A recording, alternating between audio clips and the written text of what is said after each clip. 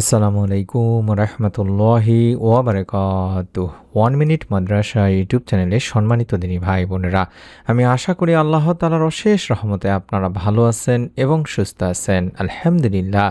আজ এমন একটি ভিডিও নিয়ে হাজির হয়েছি। এই ভিডিওটি আপনি যদি সম্পূর্ণ দেখেন, ইনশাআল্লাহ আপনি এমন একটি দোয়া জানতে পারবেন যা সোমবার আসরের নামাজের পর মাত্র 11 বার পড়লে মাগরিবের আগে আল্লাহ তাআলা আপনার মনের সব আশা পূরণ করে দেবেন।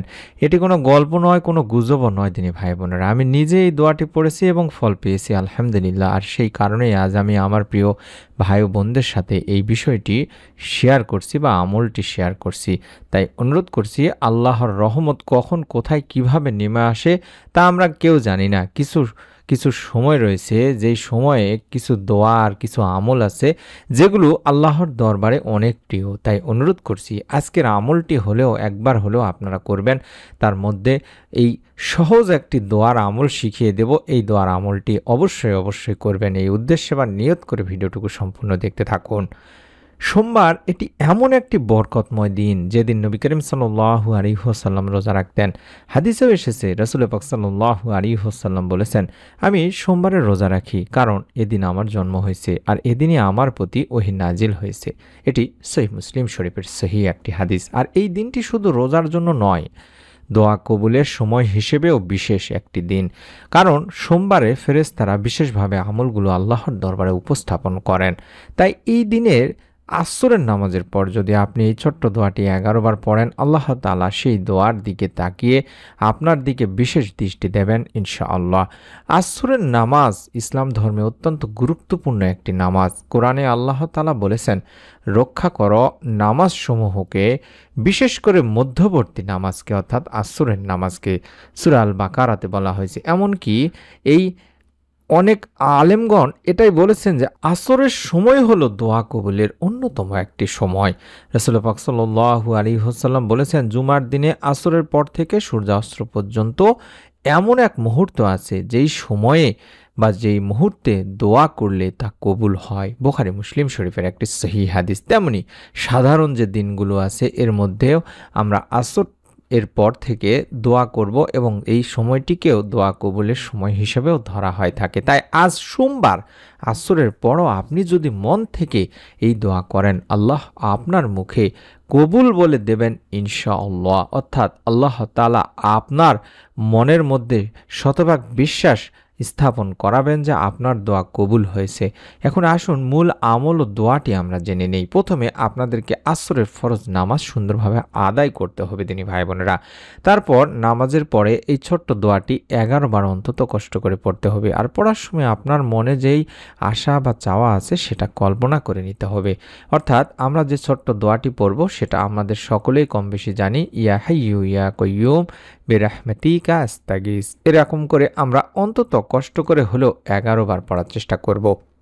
এই দোয়ার অর্থই হচ্ছে, হে চিরঞ্জীব, হে সমস্ত কিছুর ধারক, তোমার রহমতের দ্বারা আমি সাহায্য প্রার্থনা করছি। এই দোয়াটি ইসমে আজমেরও একটি অংশ। রাসূল পাক সাল্লাল্লাহু আলাইহি ওয়াসাল্লাম বলেছেন, যেই ব্যক্তি ইসমে আজম দ্বারা দোয়া করবে তার দোয়া অবশ্যই কবুল হবে। সুবহানাল্লাহ। আমি নিজেই দোয়াটি সোমবার আসরের পর পড়েছিলাম। বিশ্বাস করুন, মাত্র কয়েক ঘন্টার মধ্যেই এমন একটি সুসংবাদ পেয়েছি যা আমি কখনো কল্পনাও করিনি।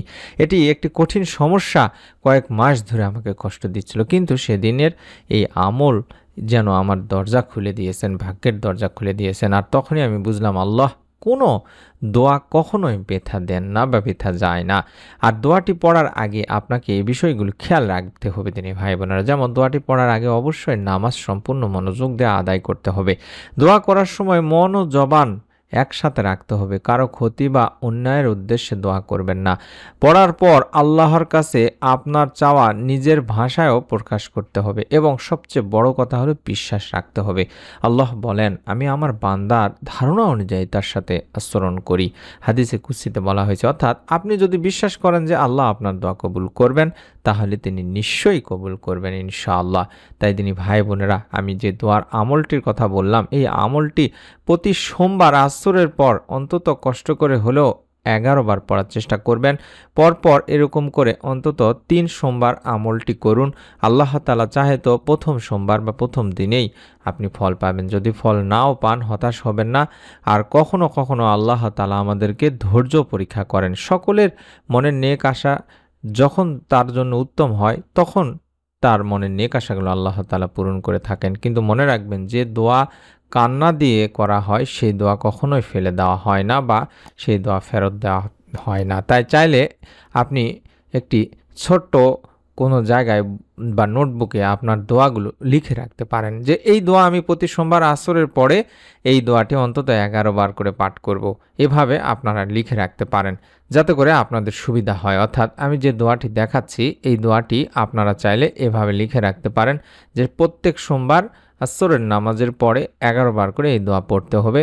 আগে দরুদ ও ইস্তেগফার পাঠ করে নেওয়ার পরে ইয়া হাইয়্যু ইয়া কাইয়্যুম বিরাহমাতিকা আস্তাগীথ, ইয়া হাইয়্যু ইয়া কাইয়্যুম বিরাহমাতিকা আস্তাগীথ। এভাবে অন্তত কষ্ট করে হলেও আপনারা 11 বার পাঠ করার চেষ্টা করবেন। এখন আসুন আমরা সবাই মিলে আল্লাহ তাআলার কাছে এভাবে একটু মোনাজাত করি যে আপনারা বলবেন যে হে আল্লাহ, যিনি এই ভিডিওটি দেখছেন তার অন্তরের সকল বৈধ আশা পূরণ করে দাও। আপনি এই ভিডিওটি দেখছেন এখানে না বলে আপনি বলবেন যে হে আল্লাহ, হে আমার রব, আমার অন্তরের সকল বৈধ আশাগুলো তুমি পূরণ করে দাও, আমার দোয়া কবুল করো, আমার জীবনে বরকত দাও, আমার সমস্ত দুঃখ গ্লানি দূর করে সুখ ও শান্তি দান করো। হে আমার রব, হে আল্লাহ, আমাদের সবাইকে আমাদের সবার সন্তুষ্ট অর্থাৎ আপনার সন্তুষ্ট বান্দা হিসেবে কবুল করো, আমিন। এভাবে আপনারা দোয়াটি করবেন। আপনি যদি সত্যি চান যে আপনার দোয়া কবুল হোক দিনী ভাই বোনেরা, তাহলে অবশ্যই নিয়ত করে আমলটি করবেন। ভিডিওটিতে অবশ্যই আপনি একটি করে অন্তত আলহামদুলিল্লাহ লিখে কমেন্ট করুন অথবা আমিন অন্তত লিখে কমেন্ট করুন। ভিডিওটি আপনার নিকট আত্মীয় স্বজনদের কাছেও শেয়ার করে দিন, কারণ হয়তো আপনার একটি শেয়ারের জন্য কারো জীবনের চাওয়াগুলো পূরণ করে দিতে পারেন রব্বুল আলামিন আল্লাহ তাআলা। আর বিশ্বাস রাখুন আল্লাহ দেরি করেন কিন্তু কখনো অস্বীকার করেন না বা দোয়া ফেরত দেন না। এরকম নতুন আমলের ভিডিওগুলো অবশ্যই আমরা যখনই দেব তখনই যেন মোবাইলে দেখতে পান, আজকের মতো পেয়ে যান। তার জন্য অবশ্যই চ্যানেলটি সাবস্ক্রাইব করুন। এই সাবস্ক্রাইব লেখা বাটনটি খুঁজে দেখুন, আপনি আপনার ভিডিওর নিচে দেখতে পাচ্ছেন। আশা করছি এটার উপর একবার চাপ দিয়ে রাখলে আমাদের ভিডিওগুলো পরবর্তীতে পাবেন ইনশাআল্লাহ। সকলে ভালো থাকুন, আমরা দোয়া করি রব্বুল আলামিন আল্লাহ তাআলা যারা আমলটি করবেন তাদের মনের নেক আশা এই ছোট্ট আমলের ওসিলায় পূরণ করে দাও, দুনিয়া আখিরাতে শান্তি দান করো, আমিন। আসসালামু আলাইকুম ওয়া রাহমাতুল্লাহি ওয়া বারাকাতুহু।